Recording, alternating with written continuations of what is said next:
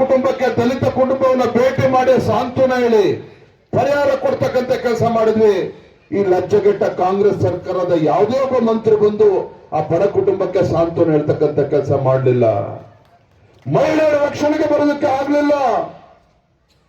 ಮಂಡ್ಯದಲ್ಲಿ ಗಣಪತಿ ವಿಸರ್ಜನೆ ಮಾಡ್ತಕ್ಕಂಥ ಸಂದರ್ಭದಲ್ಲಿ ದೇಶದ್ರೋಹಿಗಳು ಕಿಡಿಗೇಡಿಗಳು ಕಲ್ಲನ್ನ ಬಿಸಾಕ್ತಾರೆ ಮೆರವಣಿಗೆ ಮೇಲೆ, ಹಿಂದೂ ಸಮಾಜದ ಮೇಲೆ. ಆದ್ರೆ ಹಿಂದೂ ವಿರೋಧಿ ಕಾಂಗ್ರೆಸ್ ಸರ್ಕಾರ ಅಲ್ಲಿ ಬಂದು ಮಳವಳ್ಳಿ ಪಾಂಡವಪುರದಲ್ಲಿ ಅಲ್ಲಿ ಬಂದು ಯಾರು ದೇಶದ್ರೋಹಿಗಳಿದ್ದಾರೆ ಅವರಿಗೆ ರಕ್ಷಣೆ ಕೊಡ್ತಾರೆ, ಹಿಂದೂಗಳನ್ನ ಒದ್ದು ಜೈಲಿಗೆ ಅಟ್ಟುವಂತ ಕೆಲಸ ಮಾಡ್ತಾರೆ ಕಾಂಗ್ರೆಸ್ ಸರ್ಕಾರ.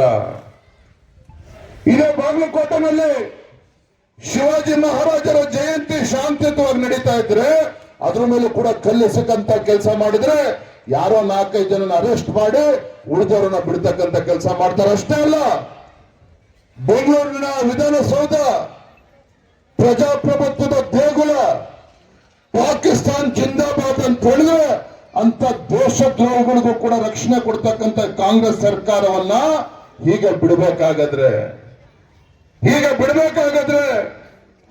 ನಾನು ವೇದಿಕೆ ಮೂಲಕ ಒಂದು ಮಾತನಾಡೋದಕ್ಕೆ ಇಚ್ಛಪಡ್ತೇನೆ. ಕಾಂಗ್ರೆಸ್ ಸರ್ಕಾರಕ್ಕೆ, ರಾಜ್ಯದ ಮುಖ್ಯಮಂತ್ರಿಗಳಿಗೆ 28ರ ಸಾರ್ವತ್ರಿಕ ಚುನಾವಣೆ ಸಂದರ್ಭದಲ್ಲಿ, ವಿಧಾನಸಭಾ ಚುನಾವಣೆ ಮುಂದೆ ಯಾವತ್ತೇ ಬರಲಿ, ಸಾರ್ವತ್ರಿಕ ಚುನಾವಣೆ ಬಂದಾಗ ನಾನು ಈ ಸಂದರ್ಭ ಹೇಳ್ತೇನೆ, ಶಿರೂರಿನಲ್ಲಿ ಇವತ್ತು ಹೇಳ್ತಾ ಇದ್ದೇನೆ, ಇವತ್ತು ರಾಜ್ಯದ ಅಧ್ಯಕ್ಷನಾಗಿ ರಾಜ್ಯದಲ್ಲಿ ಯಾವತ್ತೇ ಚುನಾವಣೆ ಆಗಲು ಈ ರಾಜ್ಯದಿಂದ ಬಡವರ ವಿರೋಧಿ, ಪರಿಷ್ಠ ಜಾತಿ ಪರಿಷ್ಠ ಪಂಗಡಗಳ ವಿರೋಧಿ, ಮಹಿಳಾ ವಿರೋಧಿ, ಯುವಕರ ವಿರೋಧಿ ಕಾಂಗ್ರೆಸ್ ಸರ್ಕಾರವನ್ನ ಬುಡ ಸಮೇತ ಕಿತ್ತಾಕ್ತಕ್ಕಂಥ ತಾಕತ್ತು, ಶಕ್ತಿ ಭಾರತೀಯ ಜನತಾ ಪಾರ್ಟಿ ಕಾರ್ಯಕರ್ತರಿಗಿದೆ. ಎಂಥ